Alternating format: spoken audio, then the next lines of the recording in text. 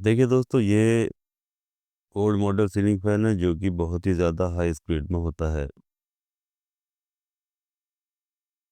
तो ये भी 48 इंच में है और ये इसका जो साइज़ होता है वो बहुत छोटा होता है, यानी ये हाई स्पीड में होता है और छोटे साइज़ का होता है।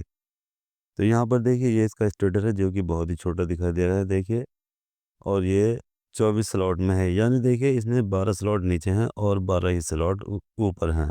तो टोटल इसमें 24 स्लॉट हो जाते हैं। और साथ ही साथ देखिए ये इसकी शाफ्ट होती है, देखिए इस तरह की है जो कि बहुत भारी शाफ्ट होती है और इसके अंदर चूड़ी होती है। यानी इसका जो स्टेटर है उसमें भी चूड़ी होती है और इसका जो ये शाफ्ट है इसके अंदर भी चूड़ी होती है, और इसी के अंदर ये कैपेसिटर रखने की जगह दी गई है देखिए यहाँ पर।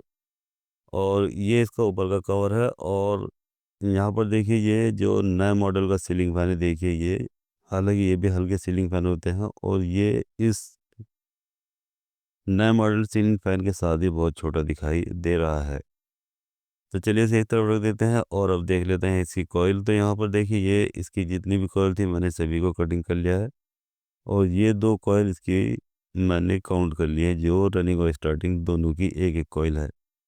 तो ये रनिंग वाली कॉइल है देखिए जो यहाँ बाहर लगी हुई थी, और ये वाली जो कॉइल है ये स्टार्टिंग वाइंडिंग की कॉइल है जो कि यहाँ अंदर लगी हुई थी। तो यहाँ से दोनों की एक-एक कॉइल कटिंग करके मैंने इसको काउंट कर लिया है, और साथ ही साथ यहाँ देखिए इसकी जो स्टेटर की मोटाई है वो 15 mm है। यानी इसकी जो कोर है वो 15 mm मोटी है। अब देखिए यहाँ जो ये स्टार्टिंग वाली कॉइल है, जब मैंने इसको काउंट किया है तो यहाँ पर निकले हैं इसमें 370 टन। देखिए ये 300 की 3 गुच्छी बनी हुई है और 70 टन इसमें ऊपर की ओर दिखाई दे रही हैं। तो इसमें 370 टन है और वायर निकला है 36 नंबर, और इस तरह से इसमें देखिए 390 टन है। ये 300 की 100 गुच्छी हैं और ऊपर 90 टन बनी हुई हैं। तो टोटल इसमें 390 टन है और नीचे वाली में 370 टन है।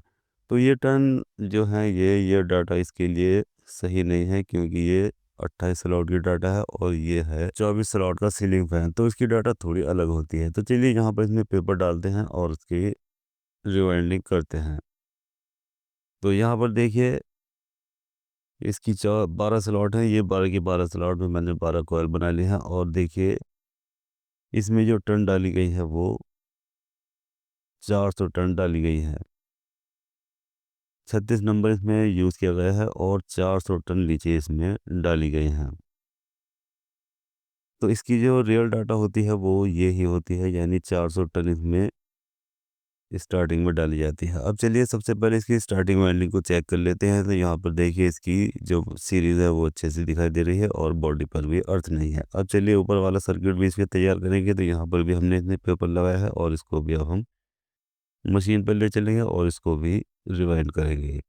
तो इसकी जो दोनों लूप है ये यहाँ हम इसके ऊपर इस तरह से लपेट देंगे, जिससे कि वाइंडिंग करने में ये हमें किसी तरह की कोई टाइसिटी नहीं रहेगी। तो चलिए अब हम इसके पेपर लगाने वाले से मशीन पर ले चलते हैं और इसको भी रिवाइंड करते हैं। तो देखिए ऊपर वाला सर्किट भी मैंने इसमें कंप्लीट कर लिया है। अब यहाँ इसकी 4 लूपें दिखाई दे रही है, 2 नीचे वाले सर्किट की और 2 ऊपर वाले की। तो यहाँ हमने इसकी रनिंग वाइंडिंग में हर कॉइल में 420 टर्न डाली है और 36 ही नंबर कॉपर वायर इसमें यूज़ किया है, जो कि ये इसकी रियल डाटा होती है, और ये डाटा इस फैन को बहुत ही ज़्यादा हाई स्पीड में चलाती है। तो ये इसकी सबसे बेस्ट डाटा होती है। अब देखिए हमें क्या करना है, यहाँ पर हमें सबसे पहले इसको चेक करेंगे कि इसमें चारों वायर में सीरीज हमारी बन रही है या नहीं। तो देखिए सबसे पहले स्टार्टिंग वाइंडिंग को चेक करेंगे, उसके बाद रनिंग वाइंडिंग को, और यहाँ का बॉडी वियर देख लेंगे कि इसमें किसी तरह की कोई अर्थिंग तो नहीं है। अब देखिए यहाँ पर 4 लूपें हैं और हमें इसकी जो लीडें बनानी है वो 3 बनानी है। तो वो 3 लीडें कैसे बनेंगी ये देखिए आप अच्छे से समझ सकते हैं। तो यहाँ पर ये देखिए जो रनिंग और वाइंडिंग की एक-एक लूप है देखिए ये दोनों। तो रनिंग वाली वाइंडिंग जो है उसकी जो लूप है वो हमें पीछे की ओर लेनी है, और स्टार्टिंग वाइंडिंग की जो लूप है वो आगे की तरफ होनी चाहिए। तो इससे हमारे चक्कर बिल्कुल सीधे आ जाएँगे। यानी जो रनिंग वाली वाइंडिंग की लूप है उसको दाएँ हाथ वाली को उसे हमें पीछे रखना है, और जो स्टार्टिंग वाइंडिंग है वो आगे की ओर होनी चाहिए। तो इसके राउंड बिल्कुल सीधे आ जाएँगे।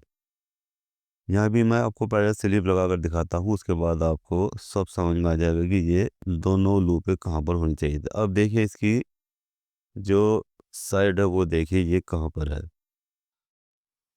यानी स्टार्टिंग वाली जो लूप है वो आगे की ओर है और जो रनिंग वाली लूप है वो पीछे की ओर है। देखिए सबसे पहले इसका वायर कटिंग करेंगे। अब देखिए यहाँ पर आप इसको स्लिप के हिसाब से देख सकते हैं। अब चलिए दोनों स्लीव में भी हम इनमें जो बची हुई है रनिंग और स्टार्टिंग की गई लूप उसको भी हम स्लीव से कवर करेंगे, छोटी जो एक नंबर की स्लीव होती है उससे, और इसको स्लॉट के अंदर सेट कर देंगे।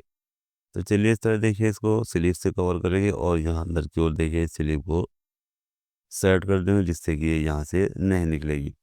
अब यहाँ पर देखिए ये दो लूप हैं रनिंग और स्टार्टिंग की अलग अलग। ये रनिंग की है और इसके अंदर जो लूप है वो स्टार्टिंग की है। और अच्छे से समझने के लिए कि इसके 3 वायर के कनेक्शन कैसे किए जाते हैं, ये इस पर भी मैंने वीडियो अपलोड की हुई है। आप चाहे तो उस वीडियो को भी देख सकते हैं और ये समझ सकते हैं कि ये 4 लूपों में 3 लीडें कैसे बनाई जाती हैं। अब देखिए हमें यहाँ पर 3 तरह के कलर 3 वायर के टुकड़े लेने हैं। एक इसमें येलो कलर का दिखाई दे रहा है और 2 रेड कलर के। तो इसको इस तरह से लेना है और अंदर शाफ्ट के अंदर से होते हुए हमें बाहर की ओर से निकाल लेना है। तो यहाँ जो येलो कलर का वायर है इसको मैं कॉमन बनाऊंगा और जो 2 रेड कलर के वायर हैं इसको मैं रनिंग और स्टार्टिंग बनाऊंगा। तो यहाँ पर देखिए ये येलो कलर को मैंने कॉमन बनाया है और जो 2 ये रेड कलर के वायर हैं ये मैंने रनिंग और स्टार्टिंग के वायर बनाए हैं जो कि दोनों कैपेसिटर पर चले जाएंगे। अब यहाँ देखिए इसका जो ये बेरिंग है ये भी थोड़ी आवाज़ कर रहा है, तो इसमें भी हमें ग्रीसिंग कर लेना है। तो यहाँ इसमें भी चलिए थोड़ा इसमें ग्रीसिंग कर लेते हैं जिससे कि इसकी जो आवाज़ है खसर खसर या सूखी हुई आवाज़ निकलती है वो इसमें से नहीं आएगी। तो देखिए हमें इस तरह से इसमें ग्रीस अच्छे से इसके अंदर भर देना है और जिससे कि इसके जो अंदर जो छोटी छोटी बॉल होती हैं वो ग्रीस से भर जाएंगी और वो फिर आवाज़ नहीं करेंगी। तो यहाँ पर हमें देखिए ग्रीस को भी अच्छे से देख लेना है कि इसमें अगर मान लीजिए फ़ैन आवाज़ कर रहा है या इसके बेरिंग सूखे चल रहे हैं तो हमें ग्रीसिंग भी इसमें ज़रूर कर देना है। नहीं तो जब बेरिंग जाम हो जाएंगे तो इससे पंखा जो है वो हीट हो जाता है और कुछ ही दिनों में वो वापस आपकी शॉप पर आ जाएगा। तो इसलिए इसमें बिल्कुल भी कंजूसी ना करें और साथ ही साथ इसमें ग्रीसिंग भी कर देनी चाहिए। अब बारी आ जाती है इसको बॉडी में फिट करने की। तो यहाँ देखिए मैंने इसको वार्निश लगाने के बाद इसको अच्छे से सुखा लिया है और सुखाने के बाद अब इसको हम बॉडी के अंदर फिट करेंगे। तो देखिए इस वाले फैन को सबसे पहले हमें ऊपर वाले कवर में फिट करना होता है। इसे ऊपर वाले कवर में क्यों फिट करना होता है देखिए, क्योंकि इसके ये शाफ्ट होती है इसके अंदर चूड़ी होती है और साथ ही साथ इसकी जो शाफ्ट होती है उसमें भी चूड़ी होती है। तो इसलिए इसका जो ऊपर वाला कवर है उसको सबसे पहले इसलिए लगाया जाता है जिससे कि जब हम इसकी शाफ्ट को यहाँ पर टाइट करेंगे तो ये इसका स्टेटर घूमता रहेगा। अगर हम इसको पीछे से इसका स्टेटर नहीं पकड़ेंगे तो ये टाइट नहीं होंगी। तो इसलिए इसका ऊपर वाला कवर लगाया जाता है जिससे कि यहाँ से देखिए स्टेटर को पकड़ने के बाद इसे हम आसानी से टाइट कर सकें। देखिए इस तरह से इसको टाइट किया जाता है। अगर हम नीचे वाले कवर में इसको रखेंगे तो ये इसी तरह घूमता रहेगा और ये टाइट नहीं होगा। तो इसलिए इसको ऊपर वाले कवर में इसलिए रखा जाता है जिससे कि इसका स्टेटर पकड़ कर इसको अच्छे से टाइट किया जा सके। अब देखिए यहाँ हाथ में एक छोटा सा बोल्ट होता है, इसको भी हमें यहाँ पर टाइट कर देना है जिससे कि ये अब इसकी जो शाफ्ट होती है ये नहीं घूमेगी। तो अब देखिए इसको हम नीचे वाली बॉडी में लगाएंगे और यहाँ पर इस तरह से रखने के बाद जो उसके 2 नीचे ऊपर होल होते हैं उनको आमने सामने रख लेते हैं, यानी ऊपर नीचे, और उसको नीचे की ओर दबा देंगे जिससे कि जब हम इसके तीनों बोल्ट लगाएंगे तो वो आसानी से इसमें टाइट हो जाएंगे। तो चलिए अब सबसे पहले हम इसके तीनों बोल्ट लगाकर इसे टाइट कर लेते हैं और देखिए अब यहाँ पर इसकी सेटिंग अच्छे से आ चुकी है। देखिए तो देखिए सेटिंग इसकी अच्छे से आ चुकी है। अब हम इसके समझेंगे कनेक्शन। तो यहाँ देखिए 3 वायर इसमें हैं जिसमें एक येलो कलर का वायर इसमें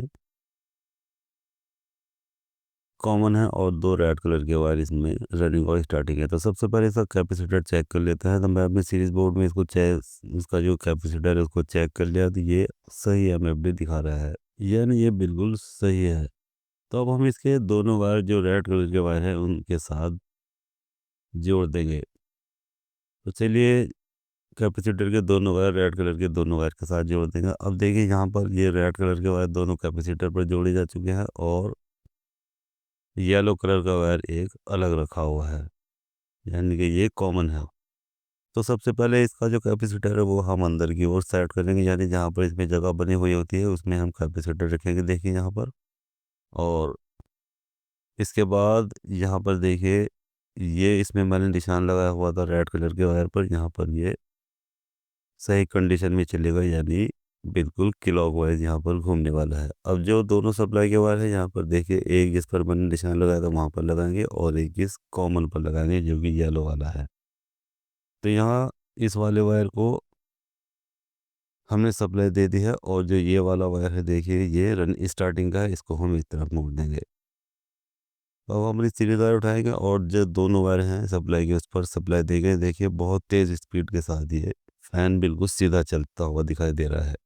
अब हम प्लग बोर्ड से निकाल लेंगे और हाथ से इसके सप्लाई के दोनों वायर पर अपने सीरीज वायर को लगाएंगे, और इसको हाथ से उठाने के बाद यहाँ जैसे हम इसको सीरीज में लगाएंगे या बोर्ड में लगाएंगे तो वहाँ पर देखिए बहुत ही धुआंधार स्पीड के साथ ये फैन चलता हुआ दिखाई दे जाता है। यानी ये बहुत ही हाई स्पीड में होता है और ये बहुत तेज़ चलता है। तो दोस्तों इस वीडियो में हमने ओल्ड मॉडल सीलिंग फैन को जो कि हाई स्पीड में होता है उसको कैसे रिमेंड किया जाता है ये अच्छी तरह से जान लिया है और समझ लिया है। तो वीडियो अच्छी लगती है लाइक करें, शेयर करें और बेल आइकन को भी प्रेस करें, जिससे कि मैं जैसे ही अपनी नई वीडियो अपलोड करूँ तो तुरंत आपको इसका मैसेज मिल जाएगा और आप ये जान जाएंगे कि नई वीडियो अपलोड हो चुकी है। और साथ ही साथ मेरे यूट्यूब चैनल NJR टेक्निकल को भी सब्सक्राइब करना ना भूलें।